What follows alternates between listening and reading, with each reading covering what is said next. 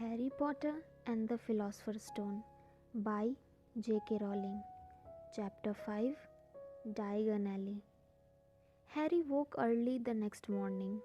Although he could tell it was daylight, he kept his eyes shut tight. It was a dream, he told himself firmly. I dreamed a giant called Hagrid came to tell me I was going to a school for wizards. When I open my eyes, I will be at home in my cupboard. There was suddenly a loud tapping noise, and there is Aunt Petunia knocking on the door. Harry thought, his heart sinking, but he still didn't open his eyes. It had been such a good dream. Tap, tap, tap. All right, Harry mumbled. I'm getting up. He sat up and Hagrid's heavy coat fell off him. The hut was full of sunlight. The storm was over.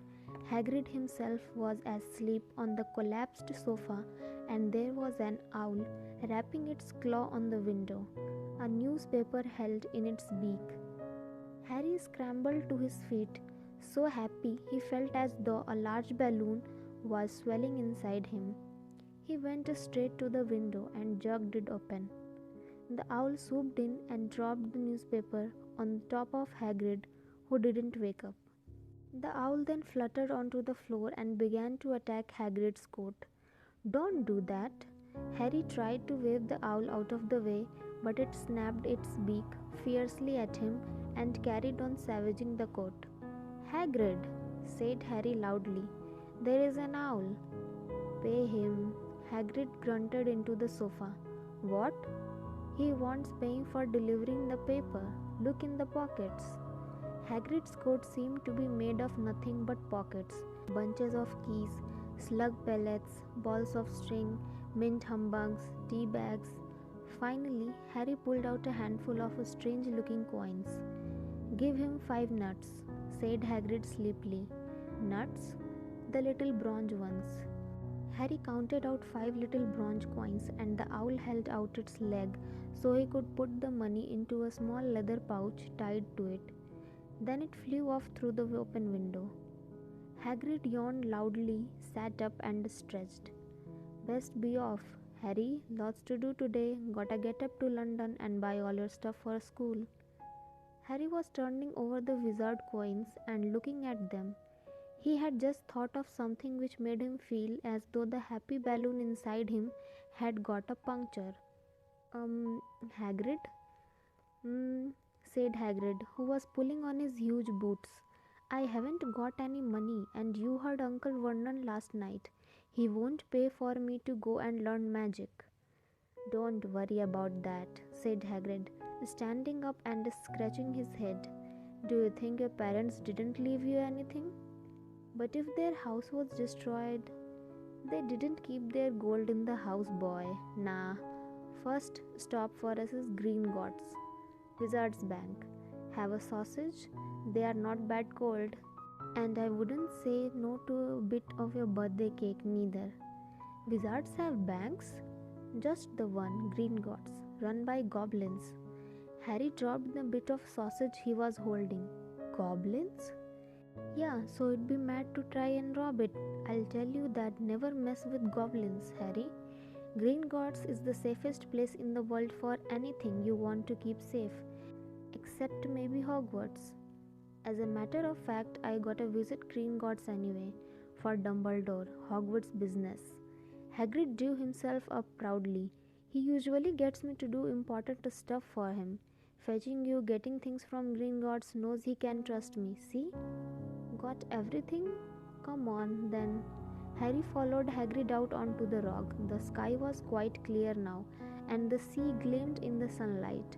The boat Uncle Vernon had hired was still there, with a lot of water in the bottom after the storm. How did you get here? Harry asked, looking around for another boat. Flew, said Hagrid. Flew? Yeah, but we will go back in this. Not supposed to use magic now, I have got you. They settled down in the boat, Harry still staring at Hagrid, trying to imagine him flying. Seems a shame to row though, said Hagrid, giving Harry another of his sideways looks. If I was to speed things up a bit, would you mind not mentioning it at Hogwarts? Of course not, said Harry, eager to see more magic. Hagrid pulled out the pink umbrella again, tapped it twice on the side of the boat, and they sped off towards land. Why would we be mad to try and rob Gringotts? Harry asked. Spells, enchantments, said Hagrid, unfolding his newspaper as he spoke. They say there's dragons guarding the high security vaults. And then you gotta find your way. Gringotts is hundreds of miles under London, see? Deep under the underground. You would die of hunger trying to get out, even if you did manage to get your hands on some mat. Harry sat and thought about this while Hagrid read his newspaper, The Daily Prophet. Harry had learned from Uncle Vernon that people liked to be left alone while they did this, but it was very difficult. He would never had so many questions in his life. Ministry of Magic messing things up as usual, Hagrid muttered, turning the page. There is a Ministry of Magic? Harry asked, before he could stop himself. Course, said Hagrid. They wanted Dumbledore for Minister of course, but he'd never leave Hogwarts. So old Cornelius Fudge got the job. Bungler if ever there was one. So he pelts Dumbledore with owls every morning asking for advice. But what does a Ministry of Magic do? Well, their main job is to keep it from the muggles that there is still witches and wizards up and down the country. Why? Why, blindly, Harry, everyone would be wanting magic solutions to their problems. Now we are best left alone. At this moment, the boat bumped gently into the harbour wall. Hagrid folded up his newspaper and they clambered up the stone steps onto the street. Passers-by stared a lot at Hagrid as they walked through the little town to the station. Harry couldn't blame them. Not only was Hagrid twice as tall as anyone else, he kept pointing at perfectly ordinary things like parking meters and saying loudly, See that, Harry? Things these muggles dream up, yeah? Hagrid, said Harry, panting a bit as he ran to keep up. Did you say there are dragons at Gringotts? Well, so they say, said Hagrid. Creaky, I'd like a dragon. You would like one? Wanted one ever since I was a kid. Here we go. They had reached the station. There was a train to London in 5 minutes' time. Hagrid, who didn't understand Muggles' money as he called it, gave the notes to Harry so he could buy their tickets. People stared more than ever on the train. Hagrid took up 2 seats and sat knitting what looked like a canary yellow circus tent. Still got your letter, Harry? He asked as he counted stitches. Harry took the parchment envelope out of his pocket. Good, said Hagrid. There is a list there of everything you need.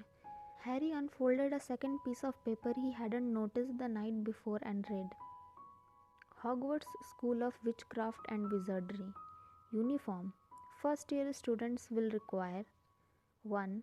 3 sets of plain work robes, black. 2. 1 plain pointed hat, black for day wear. 3. 1 pair of protective gloves, dragon hide or similar. 4. 1 winter cloak, black, silver fastenings. Please note that all people's clothes should carry name tags. Set books. All students should have a copy of each of the following.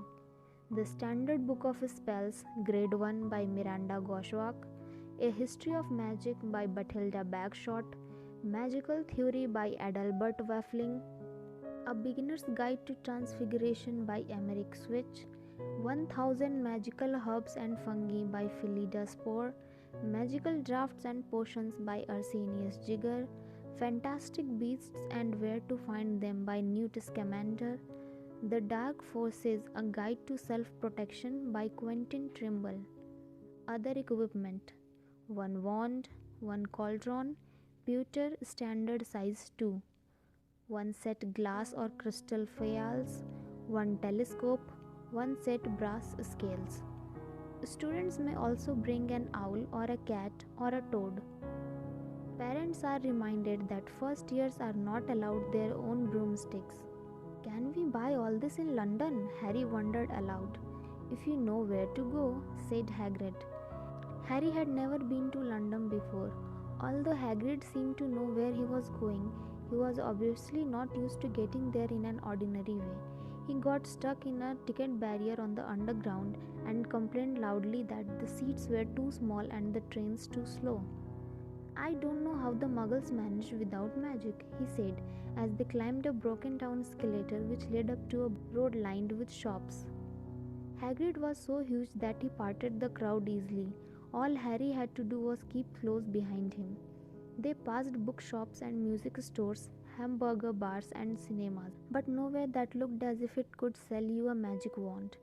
This was just an ordinary street full of ordinary people. Could there really be piles of wizard gold buried miles beneath them? Were there really shops that sold spell books and broomsticks? Might this not all be some huge joke that the Dursleys had cooked up?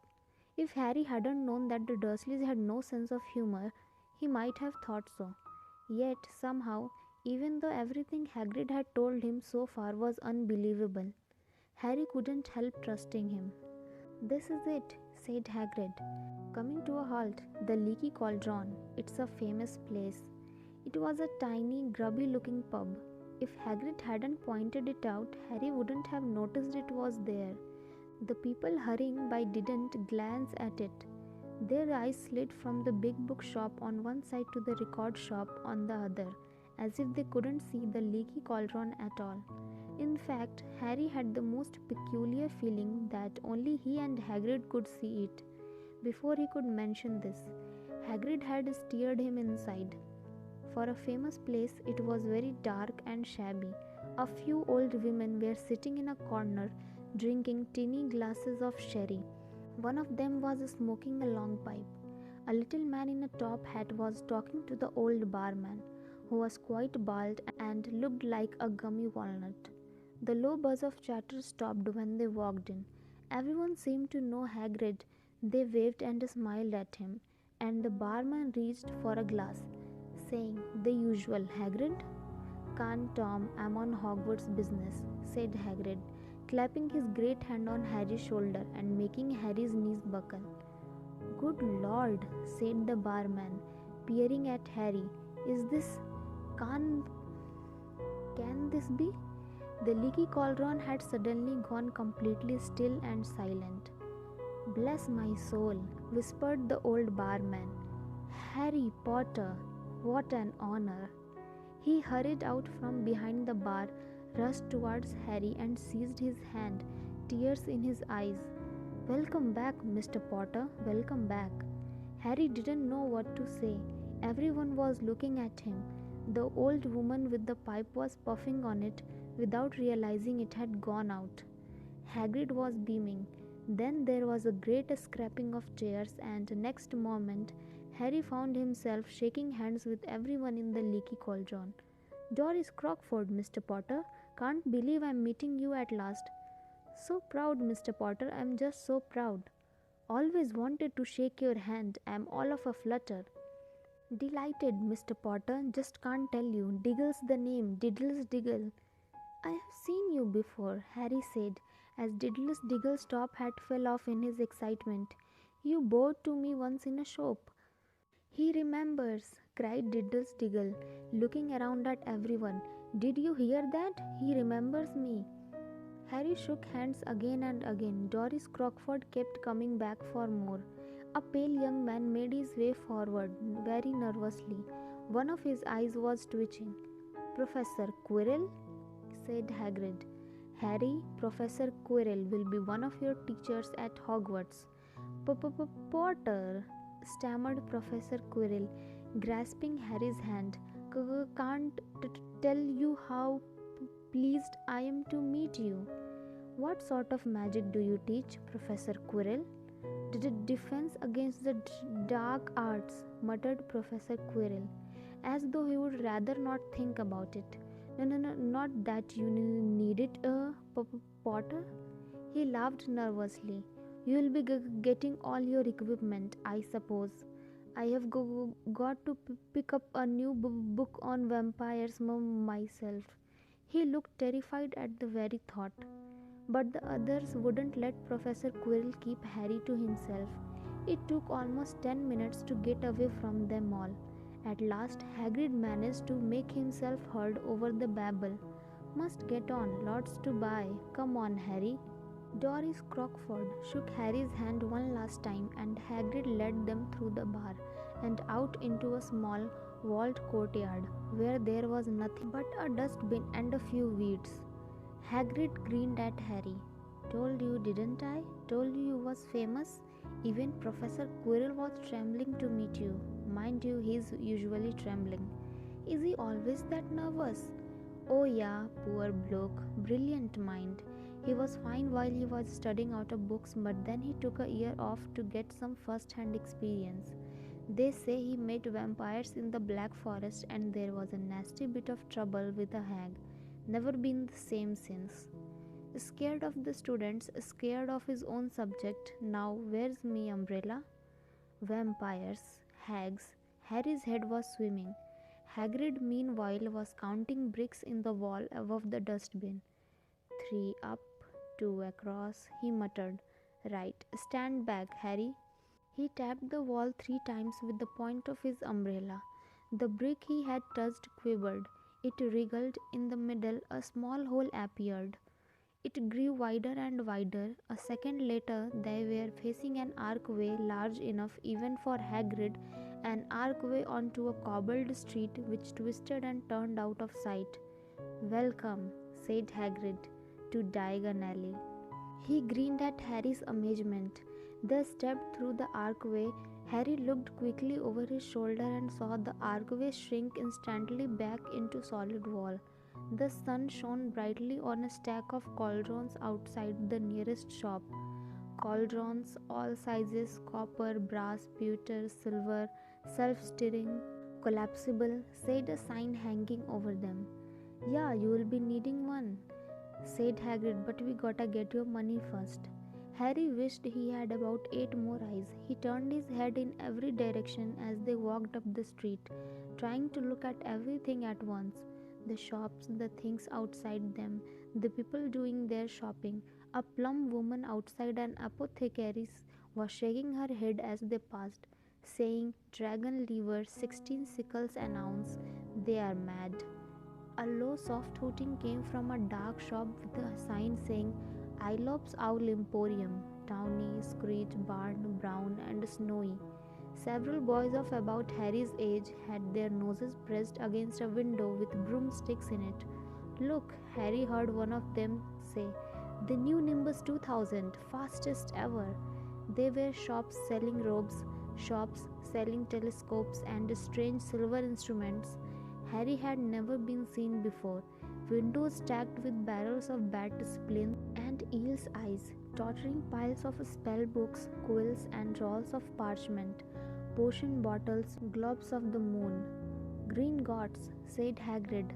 They had reached a snowy white building which towered over the other little shops. Standing beside its burnished bronze doors, wearing a uniform of scarlet and gold, was Yeah, that's a goblin, said Hagrid quietly as they walked up the white stone steps towards him. The goblin was about a head shorter than Harry.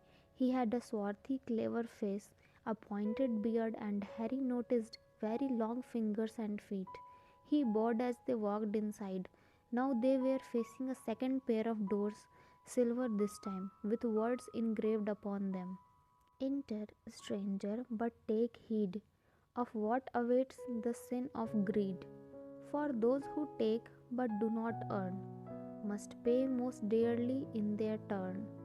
So if you seek beneath our floors a treasure that was never yours, thief, you have been warned, beware of finding more than treasure there. Like I said, you'd be mad to try and rob it, said Hagrid. A pair of goblins brought them through the silver doors and they were in a vast marble hall. About 100 more goblins were sitting on high stools behind a long counter, scribbling in large ledgers, weighing coins on brass scales, examining precious stones through eyeglasses. There were too many doors to count leading off the hall, and yet more goblins were showing people in and out of these. Hagrid and Harry made for the counter. Morning, said Hagrid to a free goblin. "We have come to take some money out of Mr. Harry Potter's safe." "You have his key, sir?"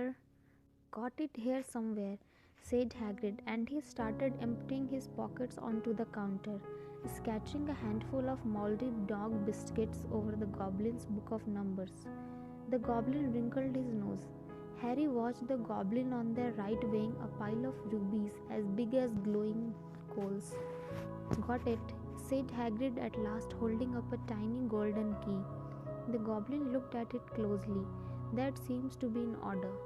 And I have also got a letter here from Professor Dumbledore," said Hagrid importantly, throwing out his chest. "It's about the you-know-what in Vault 713. The goblin read the letter carefully. "Very well," he said, handing it back to Hagrid. "I will have someone take you down to both walls. Griphook." Griphook was yet another goblin. Once Hagrid had crammed all the dog biscuits back inside his pockets, he and Harry followed Griphook towards one of the doors leading off the hall. "What's the you-know-what in Vault 713? Harry asked. "Can't tell you that," said Hagrid mysteriously. "Very secret, Hogwarts business. Dumbledore's trusted me more in my job's worth to tell you that." Griphook held the door open for them. Harry, who had expected more marble, was surprised. They were in a narrow stone passageway lit with flaming torches. It sloped steeply downwards, and there were little railway tracks on the floor. Griphook whistled, and a small cart came hurtling up the tracks towards them. They climbed in, Hagrid with some difficulty, and were off. At first, they just hurtled through a maze of twisting passages. Harry tried to remember left, right, left, middle, fork, right, left, but it was impossible. The rattling cart seemed to know its own way, because Griphook wasn't steering. Harry's eyes stung as the cold air rushed past them, but he kept them wide open. Once he thought he saw a burst of fire at the end of a passage and twisted around to see if it was a dragon.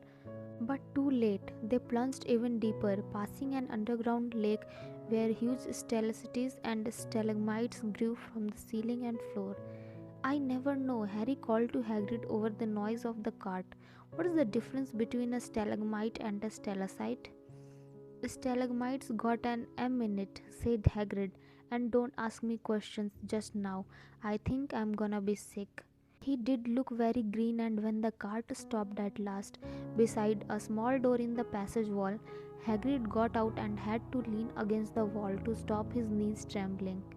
Griphook unlocked the door. A lot of green smoke came billowing out, and as it cleared, Harry gasped.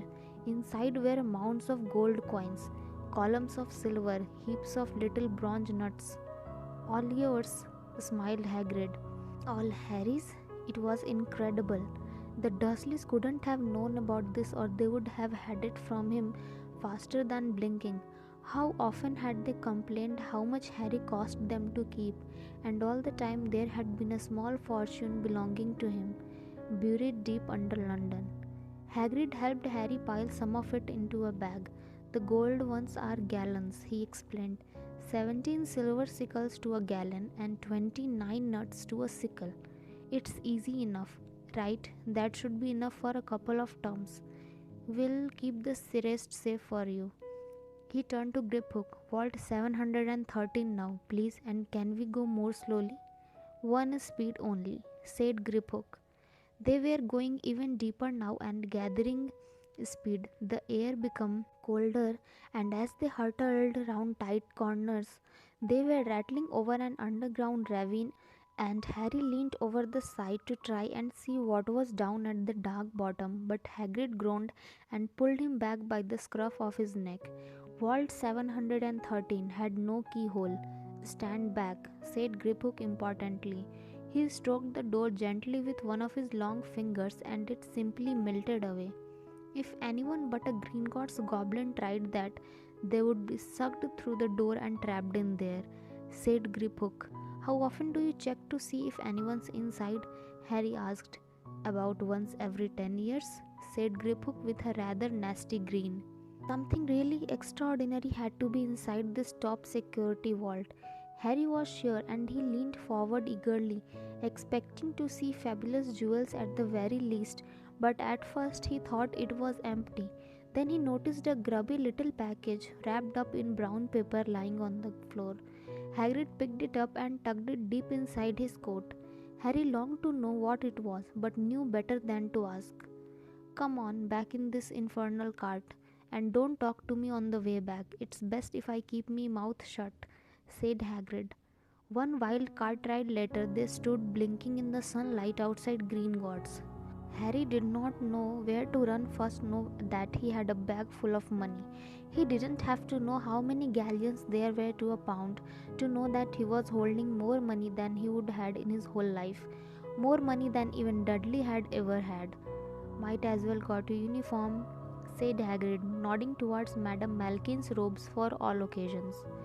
"Listen, Harry, would you mind me if I slipped off for a pick-me-up in the leaky cauldron? I hate them Gringotts carts." He did still look a bit sick, so Harry entered Madame Malkin's shop alone, feeling nervous. Madame Malkin was a squat, smiling witch dressed all in mauve. "Hogwarts, dear," she said when Harry started to speak. "Got the lot here, another young man being fitted up just now, in fact." In the back of the shop, a boy with a pale, pointed face was standing on a footstool, while a second witch pinned up his long black robes. Madame Malkin stood Harry on a stool next to him, slipped a long robe over his head, and began to pin it to the right length. "Hello," said the boy. "Hogwarts, too?" "Yes," said Harry. "My father's next door buying my books, and mother's up the street looking at wands," said the boy. He had a bored, drawling voice. "Then I'm going to drag them off to look at a racing brooms. I don't see why first years can't have their own. I think I'll bully father into getting me one, and I'll smuggle it in somehow." Harry was strongly reminded of Dudley. "Have you got your own broom?" the boy went on. "No," said Harry. "Play Quidditch at all?" "No," Harry said again, wondering what on earth Quidditch could be. "I do. Father says it's a crime if I'm not picked to play for my house, and I must say I agree. Know what house will be in it?" "No," said Harry, feeling more stupid by the minute. "Well, no one really knows until they get there, do they? But I know I'll be in Slytherin. All our family have been. Imagine being in Hufflepuff. I think I would leave, wouldn't you?" Said Harry, wishing he could say something a bit more interesting. "I say, look at that man," said the boy suddenly, nodding towards the front window. Hagrid was standing there, grinning at Harry and pointing at two large ice creams to show he couldn't come in. "That's Hagrid," said Harry, pleased to know something the boy didn't. "He works at Hogwarts." "Oh," said the boy, "I have heard of him. He's sort of servant, isn't he?" "He's the gamekeeper," said Harry. He was liking the boy less and less every second. "Yes, exactly. I heard he's sort of savage.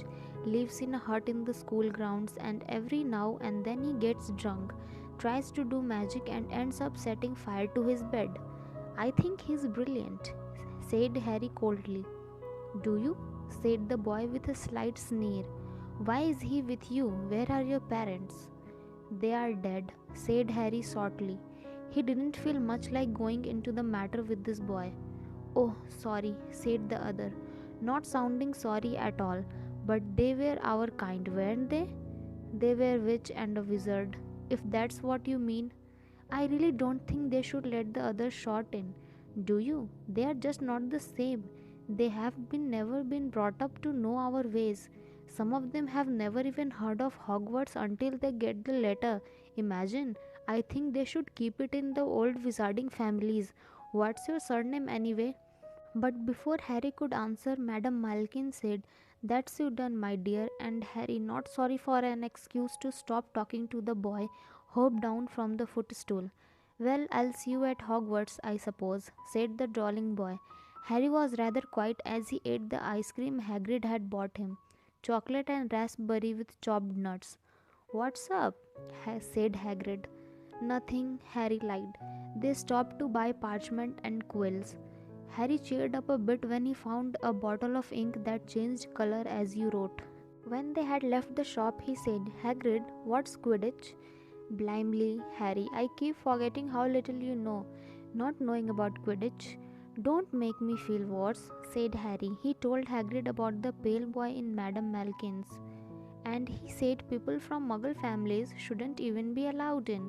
"You're not from a Muggle family. If you'd known who you were, he's grown up knowing your name. If his parents are wizards in fog, you saw them in the leaky cauldron. Anyway, what does he know about it? Some of the best I ever saw were the only ones with magic in them in a long lines of muggles. Look at your mom. Look what she had for a sister." "So what is Quidditch?" "It's our sport. Wizard sport. It's like football in the muggle world. Everyone follows Quidditch.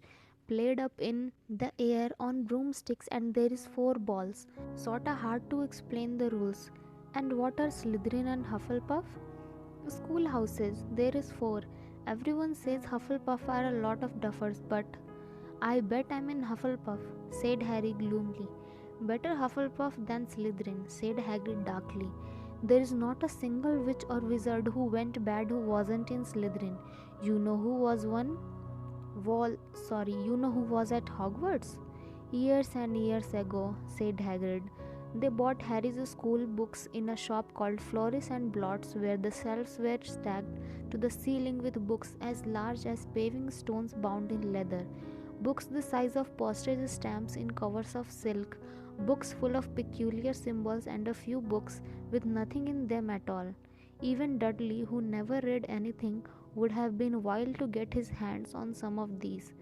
Hagrid almost had to drag Harry away from curses and counter curses, bewitch your friends and befuddle your enemies with the latest revenges, hair loss, jelly legs, tongue tying, and much, much more, by Professors Vindictus Viridian. "I was trying to find out how to curse Dudley." "I'm not saying that's not a good idea, but you are not to use magic in the Muggle world, except in very special circumstances," said Hagrid. "And anyway, you couldn't work any of them curses yet. You will need a lot more study before you get to that level." Hagrid wouldn't let Harry buy a solid gold cauldron. Either it says pewter on your list, but they got a nice set of scales for weighing potions ingredients and a collapsible brass telescope. Then they visited the apothecary's, which was fascinating enough to make up for its horrible smell, a mixture of bad eggs and rotted cabbages. Barrels of slimy stuff stood on the floor, jars of herbs, dried roots, and bright powders lined the walls. Bundles of feathers, strings of fangs, and snarled claws hung from the ceiling. While Hagrid asked the man behind the counter for a supply of some basic potion ingredients for Harry, Harry himself examined silver unicorn horns at 21 galleon each and minuscule, glittery black beetle eyes, 5 nuts a scoop. Outside the apothecary's, Hagrid checked Harry's list again. "Just your wand left. Oh yeah, and I still haven't got you a birthday present." Harry felt himself go red. "You don't have to." "I know I don't have to. Tell you what, I'll get your animal. Not a toad. Toads went out of fashion years ago. You'd be laughed at, and I don't like cats. They make me sneeze. I'll get you an owl. All the kids want owls. They are dead useful, carrying your post and everything." 20 minutes later, they left Ilobe's Owl Emporium, which had been dark and full of rustling and flickering, jewel-bright eyes. Harry now carried a large cage which held a beautiful snowy owl fast asleep with her head under her wing. He couldn't stop stammering his thanks, sounding just like Professor Quirrell. "Don't mention it," said Hagrid gruffly. "Don't expect you have had lot presents from the Dursleys. Just Ollivanders left now, only place for wands. Ollivanders, and you gotta have the best wand. A magic wand." This was what Harry had been really looking forward to. The last shop was narrow and shabby.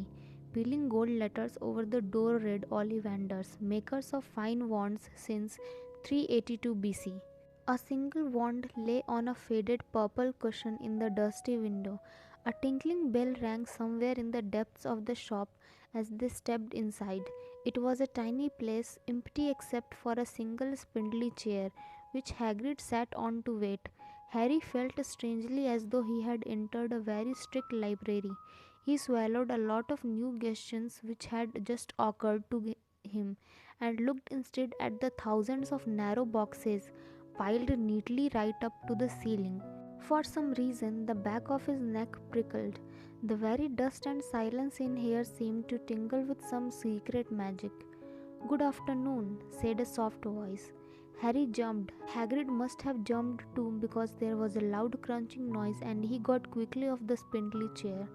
An old man was standing before them, his wide, pale eyes shining like moons through the gloom of the shop. "Hello," said Harry awkwardly. "Ah, yes," said the man. Yes.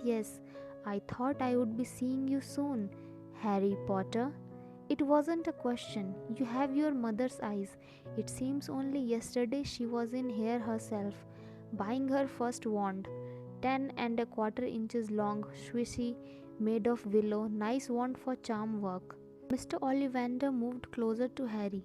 Harry wished he would blink. Those silvery eyes were a bit creepy. Your father, on the other hand, favored a mahogany wand, 11 inches, pliable, a little more power and excellent for transfiguration. Well, I say your father favored it. It's really the wand that chooses the wizard, of course. Mr. Ollivander had come so close that he and Harry were almost nose to nose. Harry could see himself reflected in those misty eyes, and that's where Mr. Ollivander touched the slighting scar on Harry's forehead with a long white finger. "I am sorry to say I sold the wand that did it," he said softly. 13 1/2 inches, you powerful wand, very powerful, and in the wrong hands. Well, if I would known what the wand was going out into the world to do. He shook his head and then, to Harry's relief, spotted Hagrid. Rubeus Hagrid, how nice to see you again. Oak, 16 inches, rather bendy, wasn't it?" "It was, sir, yes," said Hagrid. "Good wand, that one, but I suppose they snapped it in half when you got expelled," said Mr. Ollivander, suddenly stern. Yes, they did, yes," said Hagrid, shuffling his feet. "I have still got the pieces, though," he added brightly. "But you don't use them," said Mr. Ollivander sharply. "Oh, no, sir," said Hagrid quickly. Harry noticed he gripped his pink umbrella very tightly as he spoke. Said Mr. Ollivander, giving Hagrid a piercing look. "Well now, Mr. Potter, let me see." He pulled a long tape measure with silver markings out of his pocket. "Which is your wand arm?" Well, I'm right-handed," said Harry. "Hold out your arm. That's it." He measured Harry from shoulder to finger, then wrist to elbow, shoulder to floor, knee to armpit, and round his head. As he measured, he said, "Every Ollivander wand has a core of a powerful magical substance, Mr. Potter. We use unicorn hairs, phoenix tail feathers, and the heartstrings of dragons. No two Ollivander wands are the same, just as no two unicorns, dragons, or phoenixes are quite the same, and of course you will never get such good results with another wizard's wand." Harry suddenly realized that the tape measure, which was measuring between his nostrils, was doing this on its own. Mr. Ollivander was fitting around the shelves, taking down boxes. "That will do," he said, and the tape measure crumpled into a heap on the floor. "Right then, Mr. Potter, try this one. Beechwood and dragon heartstring. 9 inches, nice and flexible. Just take it and give it a wave." Harry took the wand and, feeling foolish, waved it around a bit, but Mr. Ollivander snatched it out of his hand almost at once. "Maple and phoenix feather, 7 inches, quite whippy. Try?"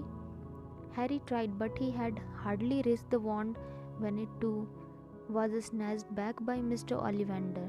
No, hair, ebony and unicorn hair. 8 1/2 inches, springy. Go on, try it out." Harry tried and tried. He had no idea what Mr. Ollivander was waiting for. The pile of tried wands was mounting higher and higher on the spindly chair, but the more wands Mr. Ollivander pulled from the shelves, the happier he seemed to become. "Tricky customer, huh? Not to worry. We will find perfect match here somewhere. I wonder now. Yes, why not? Unusual combination. Holly and phoenix feather, 11 inches, nice and supple." Harry took the wand. He felt a sudden warmth in his fingers. He raised the wand above his head, brought it swishing down through the dusty air, and a stream of red and gold sparks shot from the end like a firework, throwing dancing spots of light onto the walls. Hagrid whooped and clapped, and Mr. Ollivander cried, "Oh, bravo! Yes, indeed! Oh, very good! Well, well, well! How curious! How very curious!" He put Harry's wand back into its box and wrapped it in brown paper, still muttering, "Curious, curious." "Sorry," said Harry, "but what's curious?" Mr. Ollivander fixed Harry with his pale stare. "I remember every wand I've ever sold, Mr. Potter. Every single wand. It so happens that the phoenix whose tail feather is in your wand gave another feather, just one other. It is very curious indeed that you should be destined for this wand, when its brother, why, its brother gave you that scar." Harry swallowed. "Yes, 13.5 inches, you. Curious indeed how these things happen. The wand chooses the wizard, remember? I think we must expect great things from you, Mr. Potter. After all, he who must not be named did great things. Terrible, yes, but great." Harry shivered. He wasn't sure he liked Mr. Ollivander too much. He paid 7 gold galleons for his wand, and Mr. Ollivander bought them from his shop.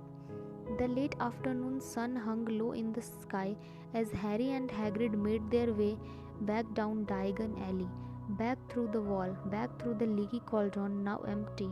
Harry didn't speak at all as they walked down the road.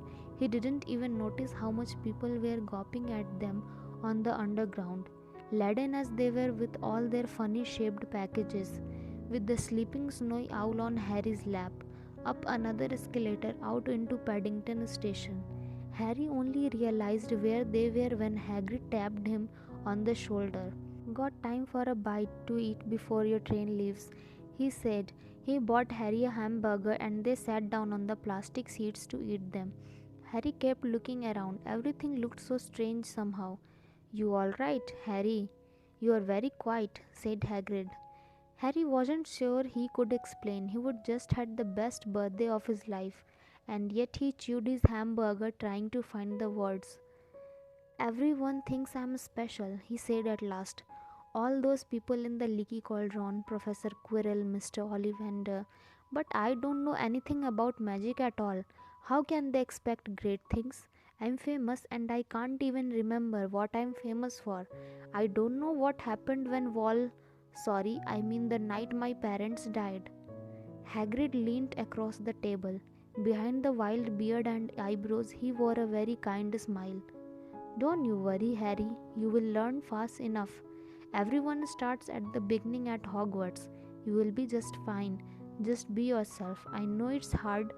You have been singled out and that's always hard. But you will have a great time at Hogwarts. I did, still do. It's a matter of fact." Hagrid helped Harry onto the train that would take him back to the Dursleys, then handed him an envelope. "Your tickets for Hogwarts," he said. "1st of September, King's Cross. It's all on your ticket. Any problem with the Dursleys, send me a letter with your owl. She will know where to find me. See you soon, Harry." The train pulled out of the station. Harry wanted to watch Hagrid until he was out of sight.